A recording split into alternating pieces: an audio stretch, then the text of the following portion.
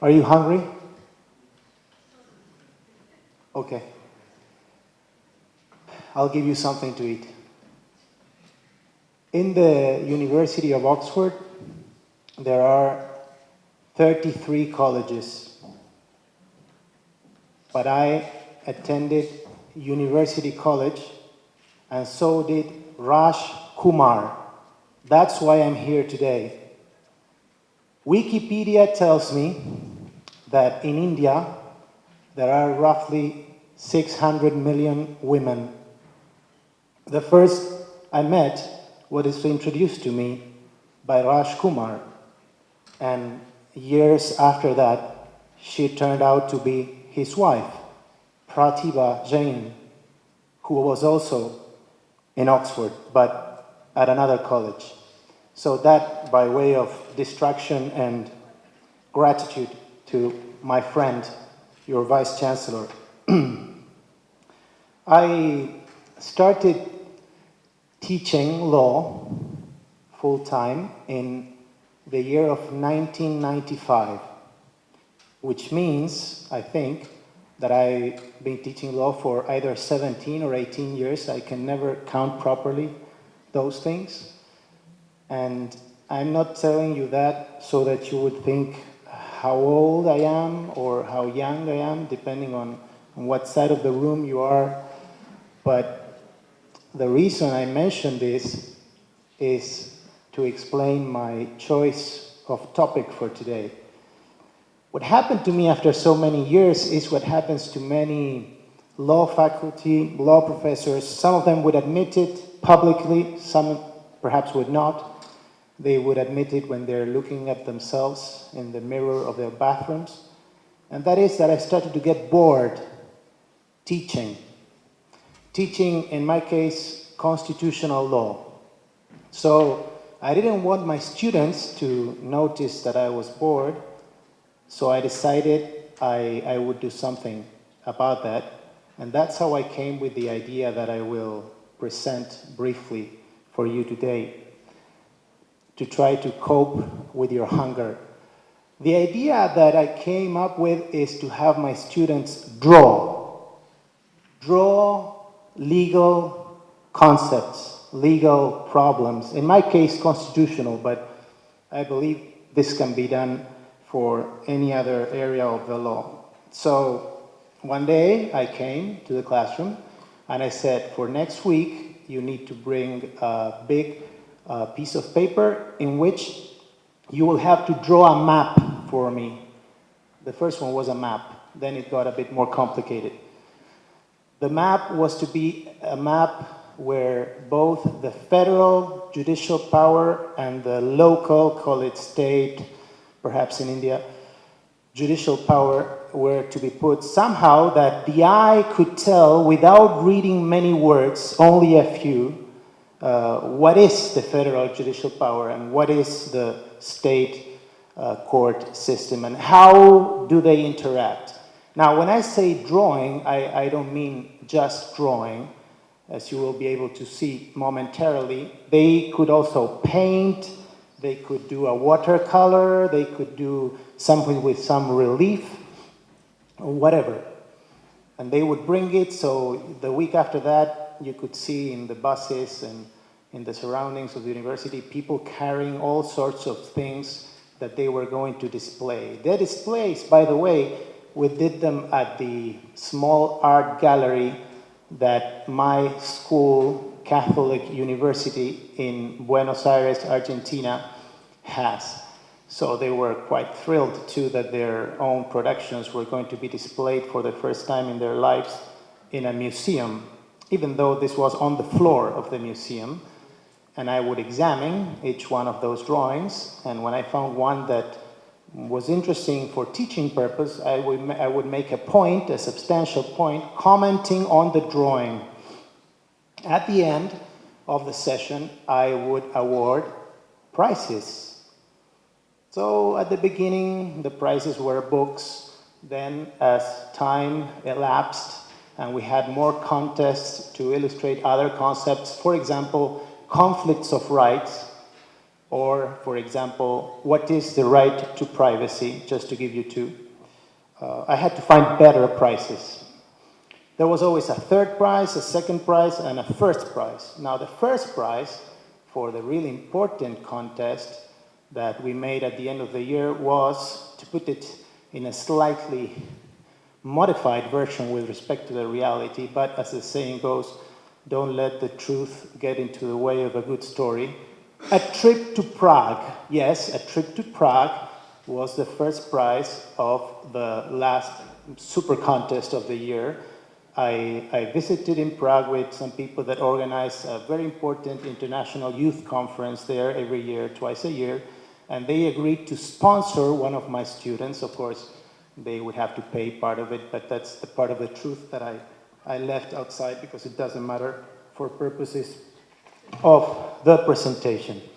Now, in my second year, I realized that this was impossible to do.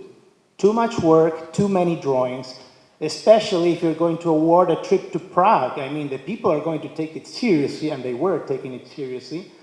So I had to be serious myself. So I designed the golfing system. In golf, as some of you know, there is something called, I believe, the cut, whereby if you don't pass the cut on a Friday of a tournament, you don't play during the weekend. You play Thursday, Friday. Say there are 100 competitors, only 50 pass to the last round over the weekend. So I did the same. I hired a few teaching assistants that had participated in the drawing system the previous years. So they were fourth-year students. It's a 5-year degree in Argentina, and I teach in the third year. These students, two girls, they were in their fourth year, I say. They helped me with the third-year students. They screened the drawings, and only 50% made it into the eyes of yours truly. So that, I hope, made for a better judgment in terms of awarding the prizes, and also of explaining things. You know, the idea is that you're explaining a concept by looking at it. So you're catering for all the students, but especially for those with visual skills. Not so much with auditive skills, with reading skills, with kinetic skills, but those, like myself, that understand something when they see it. Indeed, some of my students said to me, of all you taught us last year, what I remember distinctly is the map I made. They make it. Now, this they make it is also important and has to do with what my colleague from Brazil, Salem, said at the beginning of his presentation when he requested kindly your attention. If you are doing something, it is more difficult that your attention will go, for example, like mine now, to the Joker. Who is the Joker? The Joker, of course, is a character in The Dark Knight, but it is also there in that laptop that I can see from here, distracting me and no one else because you cannot see it. Now some people are looking at it. But indeed, those who have their laptops open have other things that can distract you. Instead, if you're doing something, whatever, but it has to be something useful for it to be worth its use in a classroom, then it's more difficult that you will be distracted. I was walking down a corridor of my university, and I saw the way in which algebra and maths teachers teach the first years. They make them do. They're doing things all the time. And that's what we need to do, I think, in the law school, especially now that there are so many distractions going on. Speaking of which, I will remind you of the Star Wars trilogy. So, as you know, it's not exactly that what I'm going to describe like the first episode is the first episode, but let's call it the first episode is called, not Star Wars, but A New Hope, as perhaps not many of you know. It's the one that I saw in the movies when I was a kid, and I met Luke Skywalker. So what is the New Hope in my modified version of the saga? The new hope is a mistake and is for the professor to bring himself as screen or herself as screen and teach with PowerPoint presentations to try to combat the distraction that the laptops pose for their students. So they try to do the same, they put their screens, they put their slides and so on. But then comes episode 5 or episode 2, the students strike back. So here, the empire uses their own laptops to check whatever they want, while the professor very naively is looking at the main screen, right?